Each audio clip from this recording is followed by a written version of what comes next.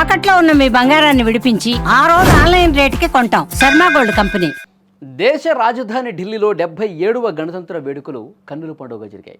కర్తవ్య పథ్ వేదికగా భారత సైనిక శక్తి సామర్థ్యాలు ప్రపంచాన్ని అబ్బురుపరిచాయి.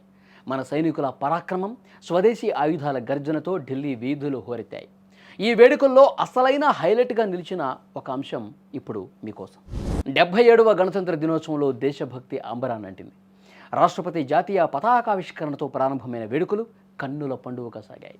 కర్తవ్య పథ్పై సైనిక దళాల కవాతు ఆద్యంతం ఆకట్టుకుంది.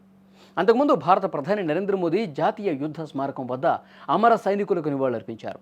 అనంతరం వేదిక వద్ద ముఖ్య అతిథులు యూరోపియన్ కమిషన్ అధ్యక్షురాలు Ursula van der lion, European council అధ్యక్షుడు ఆంటోనియో కోస్తాకు రాష్ట్రపతి ముర్ము స్వాగతం పలికారు.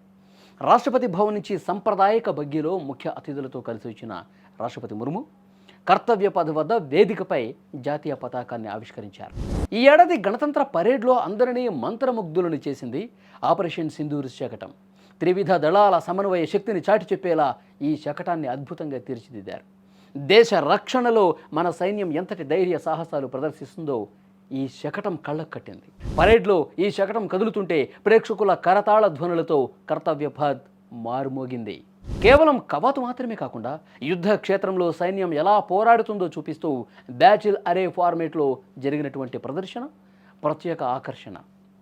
మన ఆయుధాలు, నిఘా వ్యవస్థలు, సైనిక బలగాలను యుద్ధ సన్నివేశానికి అనుగుణంగా ప్రదర్శించి భారత సైన్యం ఎంతటి సన్నద్ధతతో ఉందో చాటి చెప్పారు. ఆపరేషన్ సింధూర్ సమయంలో కీలక పాత్ర పోషించిన S-400 క్షిపణి వ్యవస్థ ఈ పరేడ్లో ప్రధాన ఆకర్షణగా నిలిచింది. వీటితో పాటు స్వదేశీ పరిజ్ఞానంతో తయారైన బ్రహ్మోస్ ఆకాశ క్షిపణులు, సూర్యాస్త్ర రాకెట్ లాంచర్లు భారత రక్షణ కవచం ఎంత పటిష్టంగా ఉందో నిరూపించాయి. యుద్ధ ట్యాంక్ అర్జున్, ధనుష్ తుపాకులు సైతం తమ సత్తాను చూపించాయి.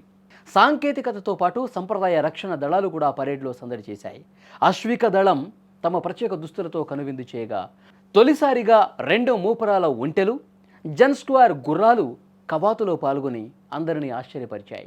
కొత్తగా ఏర్పాటైన భైరవ్ లైట్ కమాండో బెటాలియన్ సభ్యులు తమ ప్రత్యేక నైపుణ్యాన్ని ప్రదర్శించారు. ఇక వేడుకలకు ముగింపుగా ఆకాశంలో యుద్ధ విమానాలు చేసిన విన్యాసాలు అద్భుతం అనిపించాయి. ముఖ్యంగా ధ్రువ్ చాపర్ సింధూర్ జెండాతో గగనతలంలో ఎగురుతూ రావటం అందరిలో దేశభక్తిని నింపింది. మొత్తానికి గణతంత్ర వేడుకలు భారత కీర్తి కిరీటంలో మరో మైలురాయిగా నిలిచాయి.